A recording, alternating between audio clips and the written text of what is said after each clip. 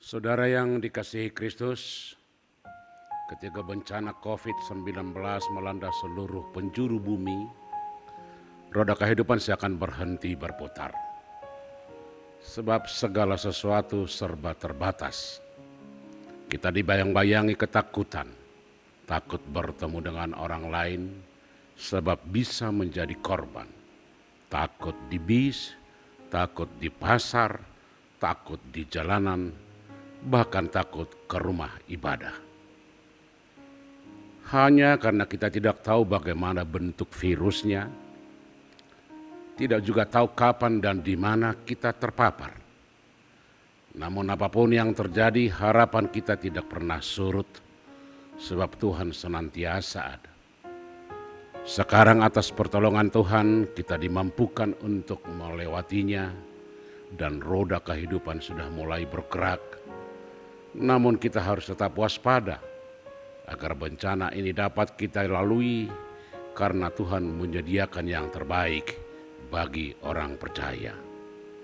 Sebagaimana firman Tuhan hari ini yang kita ambil dari Yeremia 31 ayat 14.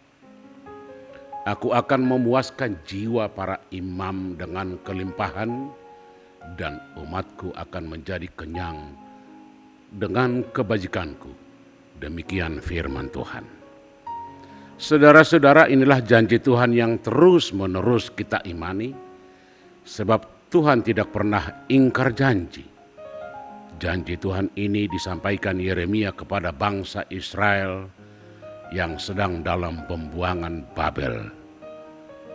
Keadaan bangsa itu melebihi apa yang kita alami di masa COVID yang lalu. Mereka berada di bawah jajahan dan tekanan bangsa lain. Itu artinya mereka adalah bangsa terjajah di mana kebebasan sangat dirindukan. Dalam penguasaan bangsa lain mereka ditindas, diperbudak, diperlakukan seenaknya, dan keadaan ini sangat berpengaruh kepada seluruh kehidupan seperti pendidikan, politik, dan ekonomi. Inilah yang perlu kita pahami sebagai bangsa pilihan Allah. Kenapa mereka harus mengalami penderitaan seperti itu? Apakah Allah tidak sanggup menolong mereka? Apakah Allah tidak mampu mengalahkan Babel? Ini sering menjadi pertanyaan. Kalau Tuhan itu adalah pengasih, kenapa umatnya dibiarkan menderita? Kalau Allah itu adalah maha kuasa, kenapa dibiarkan bangsa Babel menindas umatnya? Apakah Allah tidak mampu menaklukkannya?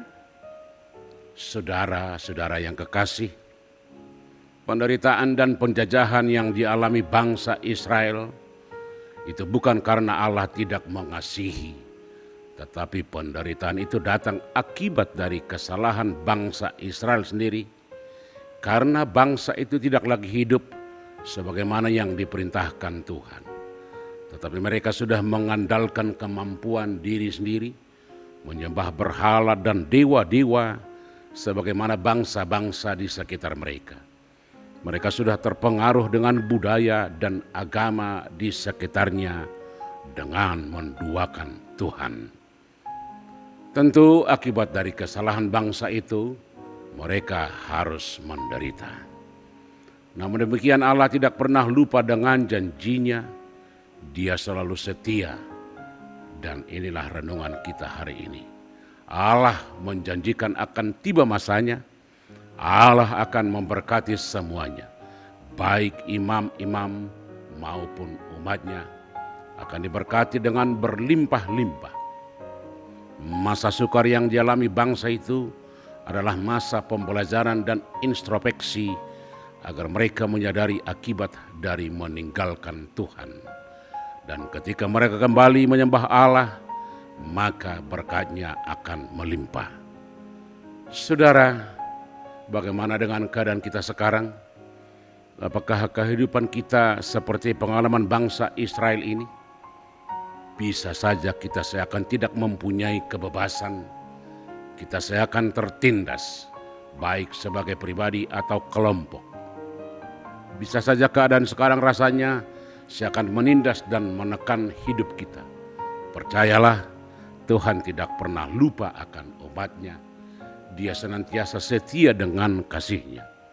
Tetapi kita perlu melihat kembali diri kita sendiri, apakah kita setia. Ketika kita setia dengan iman kita, Tuhan sudah berjanji bahwa Tuhan akan memberkati kita juga dengan berlimpah. Tuhan senantiasa bersama kita. Amin.